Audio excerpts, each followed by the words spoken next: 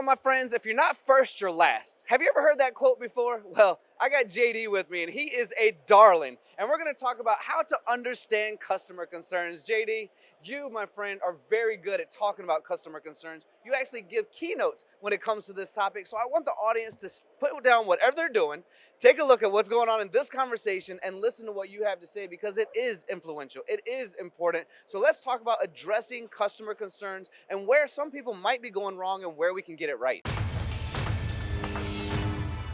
Yeah, I think so often in the industry we get so focused on hitting numbers, hitting metrics and all those things that we ultimately lose the true meaning of why we're here. And the ultimate goal is to help our customers accomplish whatever it is that they're setting off to do. And so whenever I think about sales in any industry, but specifically in this one, I always think about we need to be a GPS. So a GPS, you plug in the destination where you want to go. I want to go to Disney World. Great. So you plug in that address. Your GPS then has to find out where you are, your current state, so that it can navigate you in the best, most efficient route to your destination. If we start approaching how we communicate with our customers in that way, where we go in to gain a really good understanding of what their goals are, where are they trying to go to, what is the destination, that future state where they want to be, and then find out where they currently are, we get to help them navigate and create numerous different routes to get to that desired spot. And so the ultimate goal of what we do is to help people either achieve their goals, overcome their challenges, or alleviate their pains.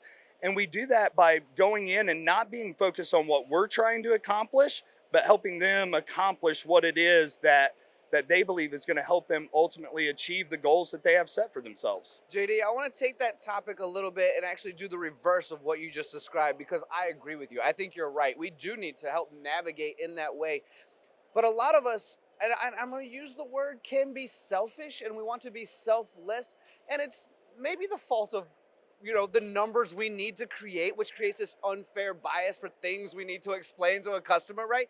But let's talk about maybe the current avenue of how a lot of people out there go to the customer and kind of maybe force them in a direction that's not right for them versus what you just described. Let's talk about the old way versus the new way as well. So we know the Yep. comparison between the two. So if you do any research in sales in general, Sales Insight Labs states that 50% of the prospects that sellers are going out and trying to work with are the wrong customers.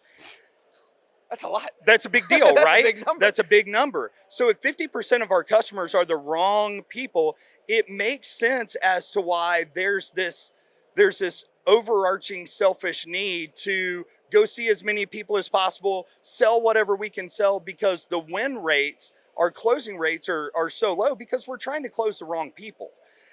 Sales isn't about convincing people to do something. It's about helping them, coaching them through how to make a decision.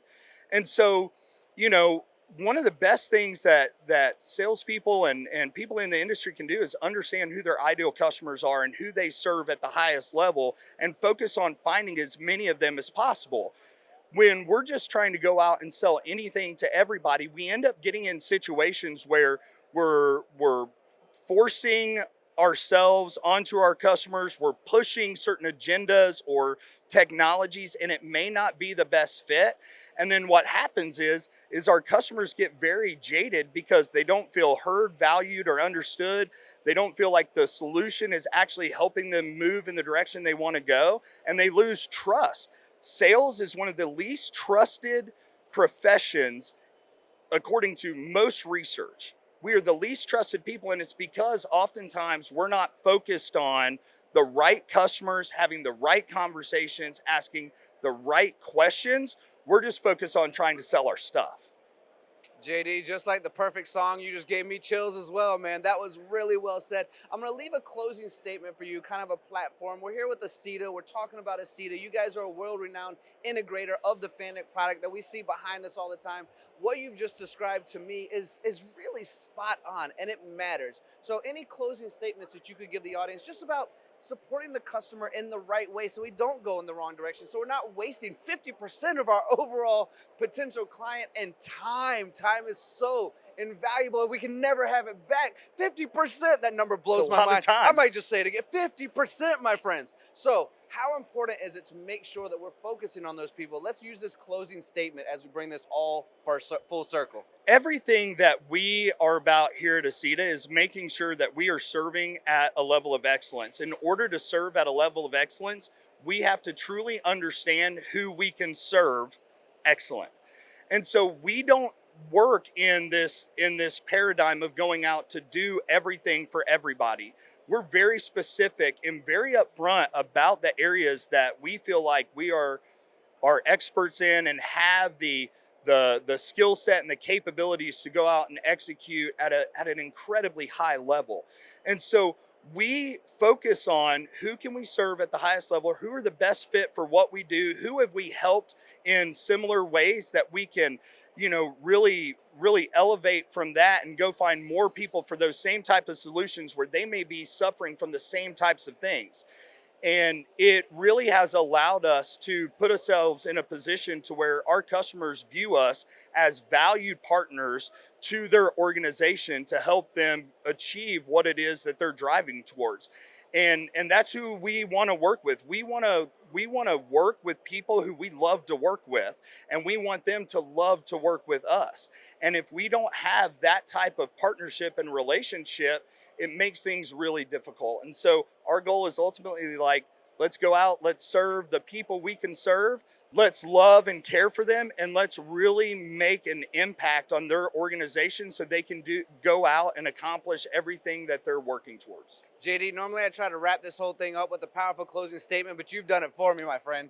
Thank you so much for that. Thank you all for watching. We really appreciate your time as well. As we just mentioned, it's the one thing we cannot manufacture or get back, so we appreciate every time you spend it with us.